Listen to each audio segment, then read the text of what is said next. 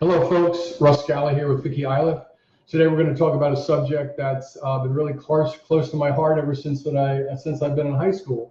I started working in the emergency room, and that's when I witnessed my first cardiac arrest, and I knew I wanted to get involved in medicine when I watched the emergency room staff bring a guy back to life. It was mesmerizing to me.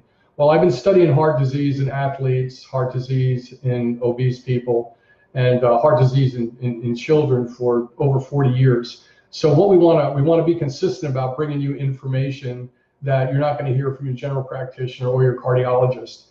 We all know that the heart disease treatment protocol is changing in real time right now. Fat is good. The Time magazine articles in 1984, the front page said fat caused heart attacks thanks to Ansel Keys' hypothesis. That was wrong in the 1950s from the Seven Nations study, and then in 1996, Time magazine article came out and said that fat is, 2004, the front page of the Time magazine article said fat is good. So this leaves people really confused. And since Vic is new to this area of watching clients go down this road, through her eyes, she'll explain what a basic patient goes through. What do you see, Vic? Well, with the cardiologists, they still think that obviously the fat is bad, but it's not the fat that's bad, it's oxidized, right? When the fat becomes oxidized. And then the whole Ansel Keys study was actually done based on margarine, and we know how horrible those trans fats are for the flexibility of your endothelial lining in the arteries. Right. And the statin drugs, folks, there's about 1% of the population that may need a statin drug. They have something called hypercholesterolemia. They have an inborn error in metabolism, and they do need a statin. Other than that, heart disease, the blockage of the coronary arteries, and believe me, I've been in front of hundreds of cardiologists. I've developed treatment protocols. I currently have bypass and stent patients and heart attack patients on this program, as well as physicians. So we are making a change, and we're keeping these people healthy. What you got to understand, folks, I talked last week about the endothelial lining. The endothelial lining on an artery is the wall of the artery that releases a gas called nitric oxide, and that keeps the arteries dilated.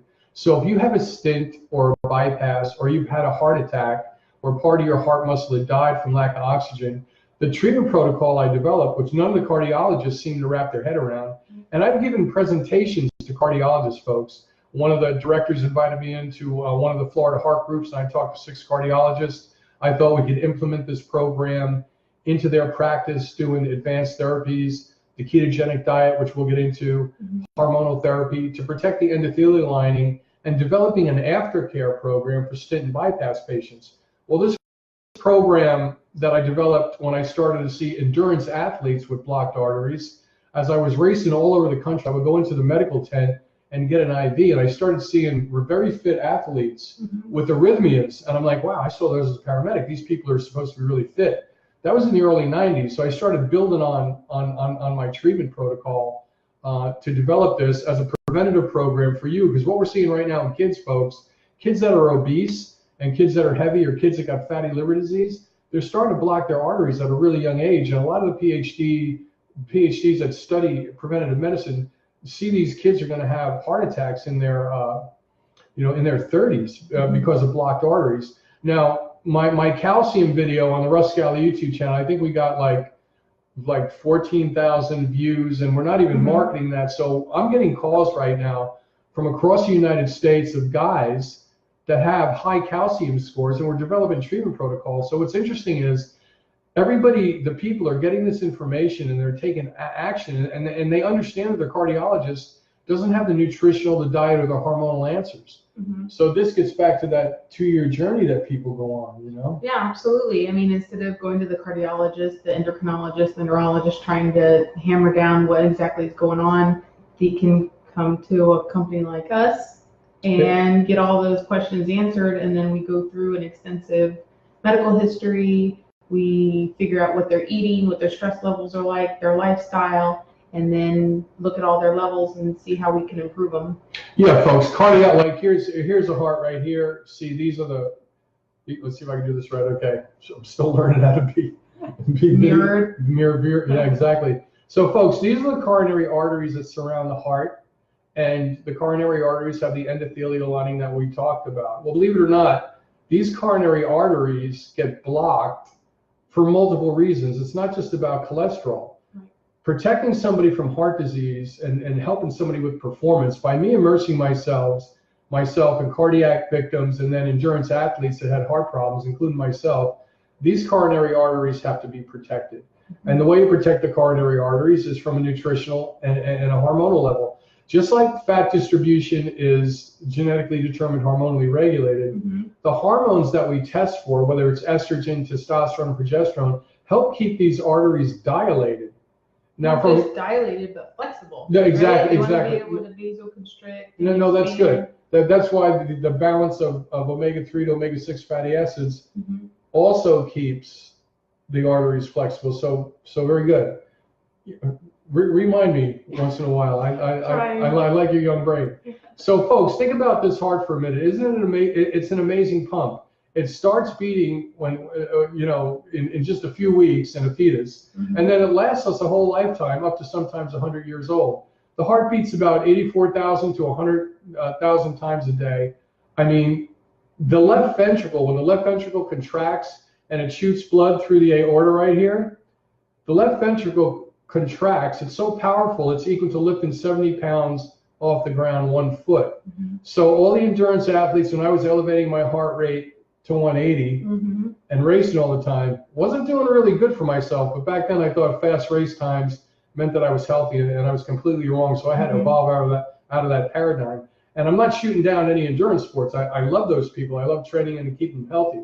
But if you think about why these coronary arteries get blocked, what's the difference between calcium and a soft plaque rupture? Well, it's multifactorial, and that's what we developed. We developed a program that does testing that's not offered in traditional medicine, and you can see this, you can see the calcium video, on the Russ Scala YouTube channel. And trying to get a cardiologist to think about the high-fat diet, forget about it. I've been in front of hundreds of cardiologists since 2001. I've been trying to get this program promoted just to get people answers and get them in a safe spot. But now, like I said, I'm just educating you folks where you can make moves. Ask your general practitioner. Cholesterol is not the issue. You could get lipid subfractionalization testing, run that through insurance. If cholesterol is a big beach ball, the atherogenic cholesterol molecules can be something called lipoprotein A and ApoE. You could get these tested.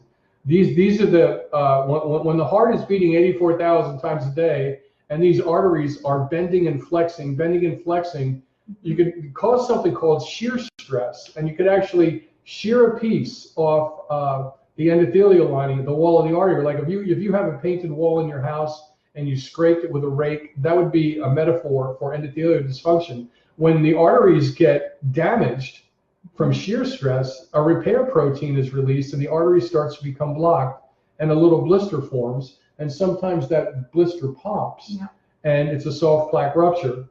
Scott Levitt, a good friend of mine, back 10 years ago, he had a heart attack as a triathlete. I designed this treatment protocol for him. He was 35 years old.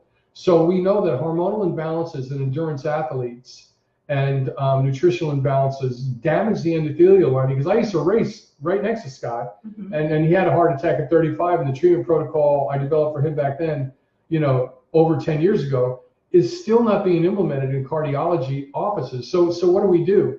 When somebody has a heart attack, or they have a stent put in, or they have bypass surgery, that's a really scary time for them folks. They really, they were as close to death as they come. Back in the 80s, when I was a paramedic, I responded to hundreds of cardiac arrests as well as heart attack calls, and I administered medication to people on the scene. But even back then, when I was a paramedic, I would repeatedly respond to these people, and they never lost the weight. They never changed their medication.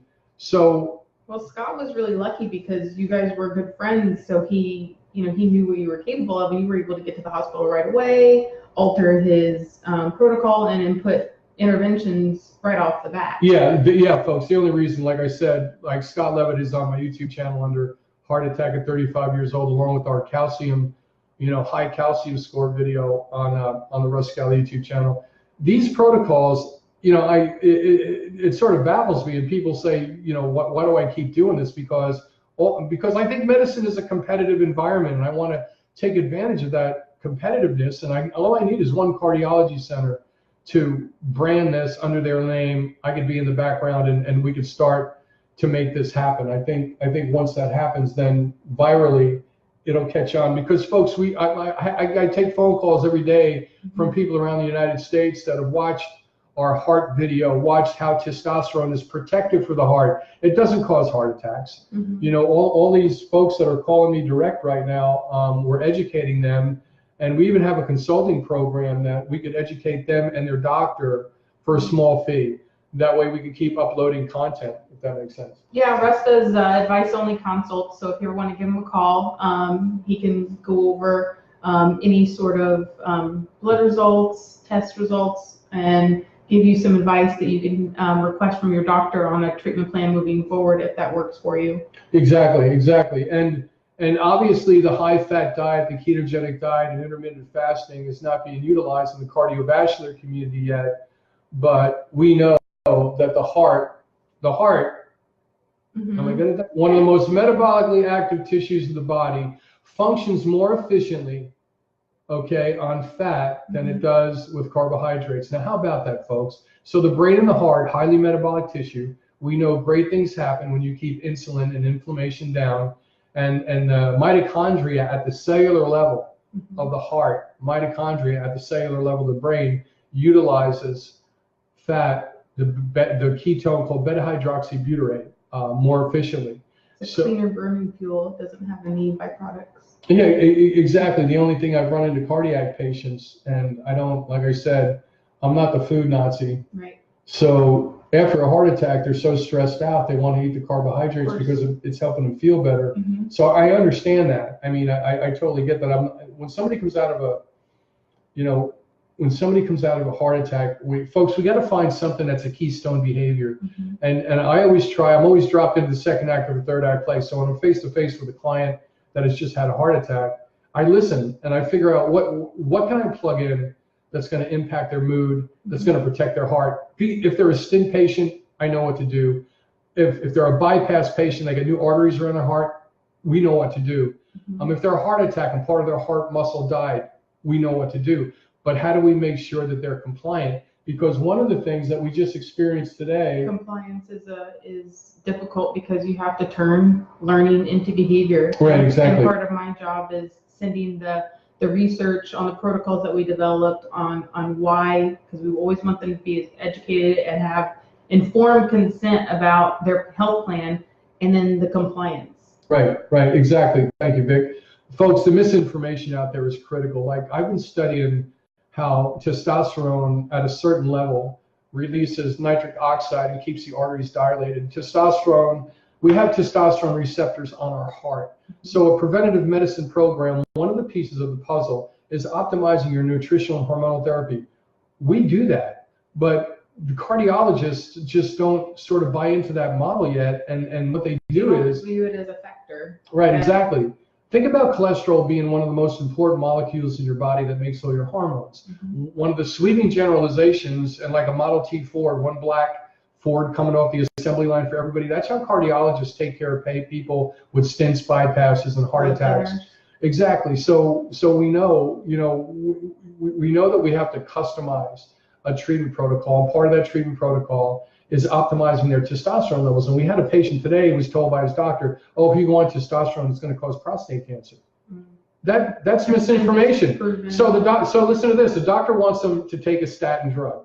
Statin drugs are real popular. If you Google the book called Lipitor, written by a NASA flight surgeon called Dr. Bravevine, he'll explain why Lipitor, the statin drug, was damaging to him.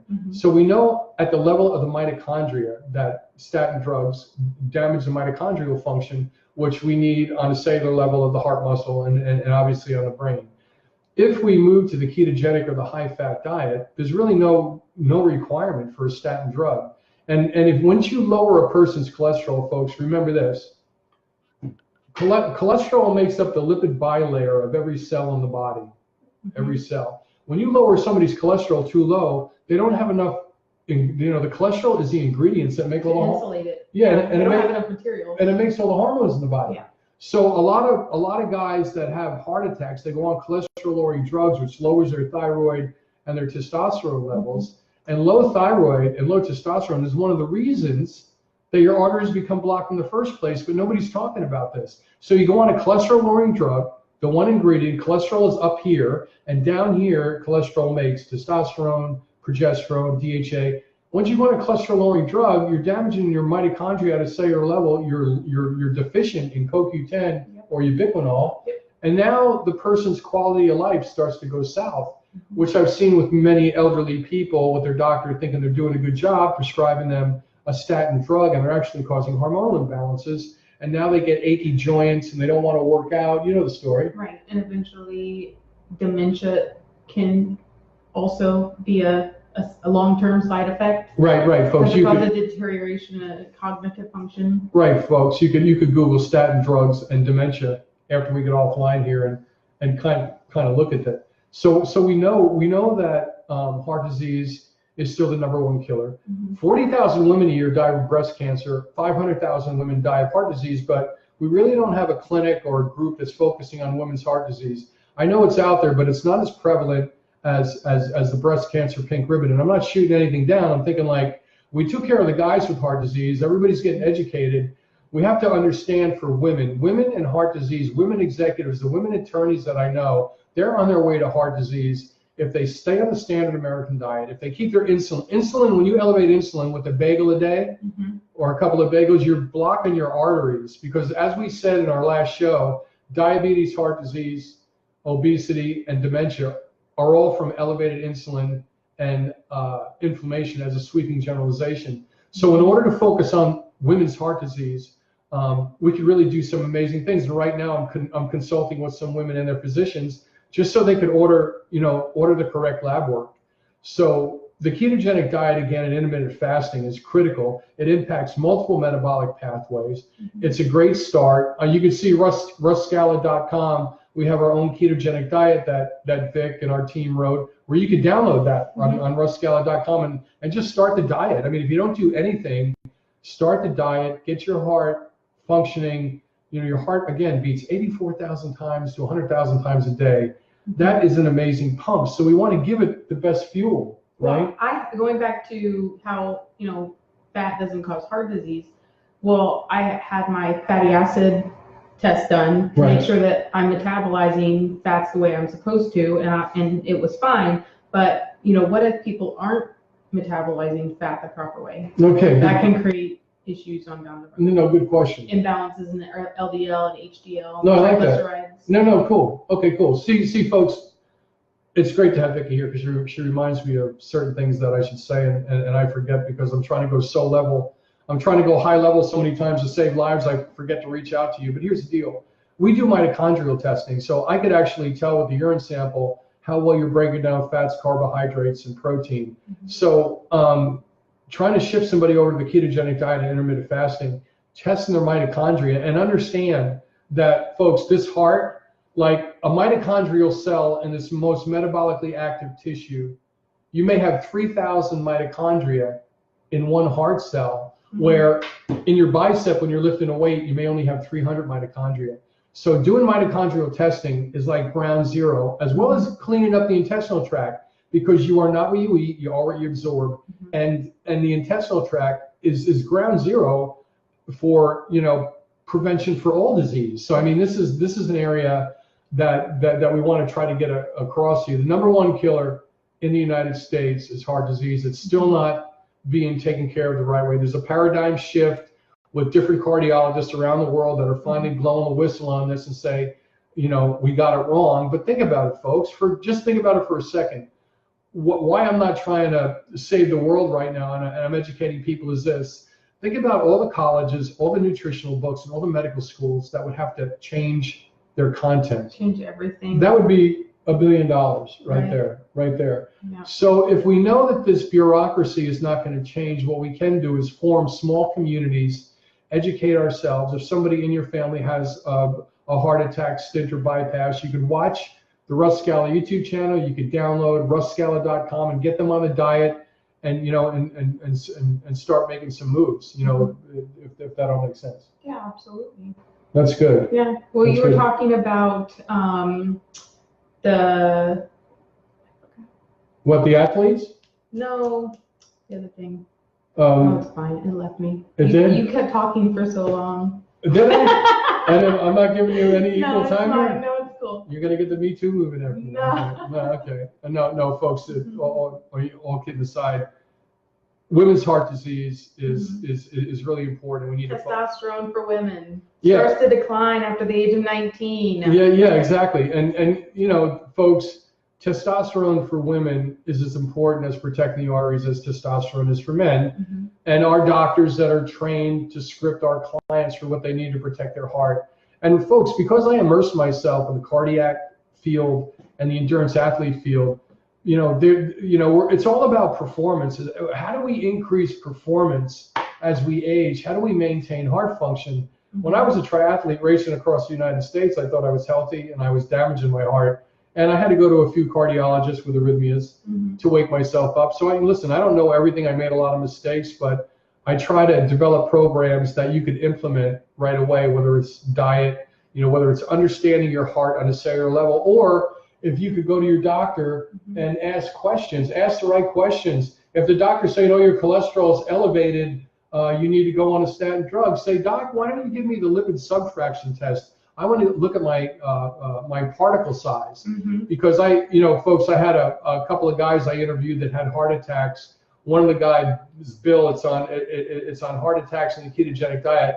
I educated Bill. He took charge of his treatment protocol and his cardiologist went along with it. So listen, I'm not shooting down doctors at all because a lot of them are my friends. All I'm saying is I know when you have a heart attack, your treatment protocol has to be customized for you. Well, he's very high functioning. He has a high demanding job. So one of the side effects of statins is, again, the declined cognitive function. And that's the last thing you want to do to yourself if you can be avoided. Right, exactly. Folks, all the clients that have been on statin drugs that I've worked with since 2000, they've all told me they experienced, some of them can't really put their finger on it, but they say I'm not as fast. I don't feel like I'm functioning on all levels. So, again, we have to understand that every heart patient out there is biochemically unique. What can we do now to protect ourselves and our family members from heart disease and even our children?